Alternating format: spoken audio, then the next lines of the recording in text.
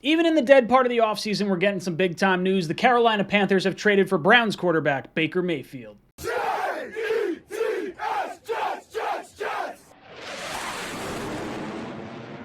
Welcome to Jets Talk. My name is Ryan. I'll be your pilot. If you're new here, hit that subscribe button. If you've been here before, welcome back. I love having you here. Boys and girls, we got a big-time story. And by big time, it's not like super big time, but like definitely a shuffling of quarterbacks. And big-time news for... yeah, still not big time news, but still some kind of news for Jet fans because our former quarterback now has a quarterback that a lot of Jet fans wanted on the same roster. Basically, Baker Mayfield winds up getting traded to the Carolina Panthers. The Browns, in return, eat half of his salary, and they get a 2024 fifth-round pick. Ooh, does that sting? Imagine sucking so bad you earn the number one overall pick. You get to select a quarterback that just absolutely loves your city. He's all about it. He's all about, like, you know, restoring Cleveland. It's Baker's house. You see the commercials online and on TV.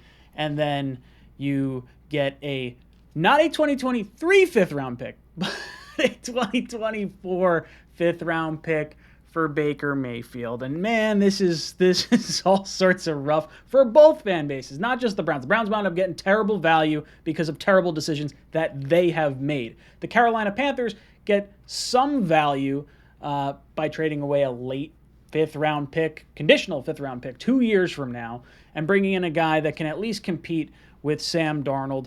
But man, since the 2018 draft, Sam Darnold was the second highest intercepted quarterback of all NFL quarterbacks. There was only one guy ahead of him, and he's now on the Panthers in Baker Mayfield. 56 interceptions since coming into the league, Sam Darnold with 52. So this is not looking so good for one ex-Jet Robbie Anderson. When you're looking at the Panthers and what they have had to do, they have traded away a second, a third, 2/4, a fifth, and a sixth, all to assemble a quarterback room of Baker Mayfield, Sam Darnold, and Matt Corral. That's a kick in the pants if I were them. That's rough. Now, when you look at the whole situation and the amount of money that the Browns are dishing out for quarterbacks, because look, the Jets are playing the Browns week 2, so this has an impact for the New York Jets. Now, I don't think any of us really predicted Baker Mayfield playing for the Cleveland Browns, and we all assumed Deshaun Watson is probably getting suspended, which means Jacoby Brissett was more than likely going to be the quarterback for that week 2 matchup. But when you look at the numbers that are being thrown out for the Cleveland Browns, they have paid $46 million to Deshaun Watson this year. That's all in his signing bonus, even though his cap hit's only like $2 million. Baker Mayfield gets $10.5 million this year. Jacoby Brissett, $4.65 million. That's the second highest spending on quarterbacks, with 2 of the guys not even going to be on your team. Not even to mention the Carolina Panthers play the Browns week 1 in Carolina, and the Browns are going to have to pay Baker Mayfield almost $600,000 to try and beat them. That is awful. Now, to my knowledge, there's only been one other instance where a two top three pick quarterbacks have wound up on the same team, and I think it was in the 70s or 80s. I don't actually remember the statistic. I saw the tweet pop over my phone at one point. Man, this is rough. You go back and you look at how Sam Darnold's career ended in New York, and it's, you know, a lot of interceptions, not really, you know, he was kind of the victim of a poor record, horrible coaching by Adam Gase, and bad decision-making by Sam on the playmaking front. Jets wound up getting some nice picks in return.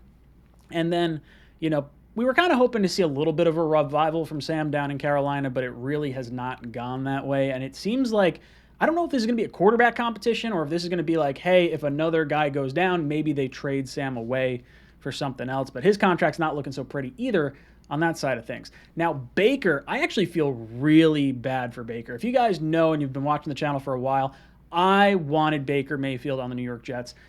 I thought that was going to be the pick in 2018. I thought Sam was going to go number 1, Baker was going to fall to the Jets. I was super tickled pink that the Jets got Sam Darnold, but I like me some Baker Mayfield. I think he's got a lot of moxie. I think he shows a lot of heart, and he played injured all of last season. He was able to, you know, get the Browns to the playoffs, and not last season, but he was able to get the Browns where they needed to go, and it just sucks to kind of see the Browns turn their back on him, because you guys know how I feel about Deshaun Watson. I do not want to see him play this year. I would love to see him get more than a 1-year ban, especially the way the contract was given out by the Browns. And Browns fans, I kind of feel bad for you. I don't feel bad for the team, but I feel bad for the fans, because like, Watson didn't even want to be there. He was going to go to Atlanta. The Browns were like, hey, we want you to come here. He's like, I'm not going to the Browns. They piss off Baker Mayfield. Baker's like, I'm all irritated and whatnot. And then the Browns are like, okay, fully guaranteed, we screwed up. Let's give Watson all the money. And then more allegations come out. This guy's going to get suspended at least a year.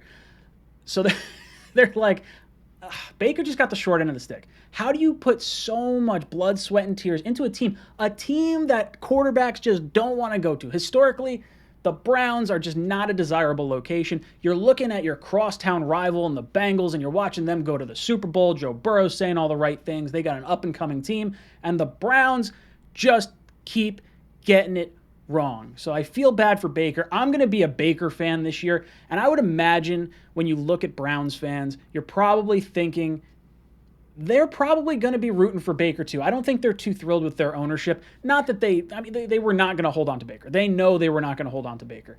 But at least, there's some sort of gratification. Like, there were some Jet fans that were happy that Sam Darnold beat the Jets week 1 because they wanted to see Sam. They were anti-Zach Wilson at that time. And there's like, I understand that thought process. For the Browns, I'm totally behind Baker Mayfield. I hope the Browns don't win a friggin' game. And that's not a slight at Browns fans. It's like, I just really don't like your organization and the decisions they made in the contract they gave to Deshaun Watson.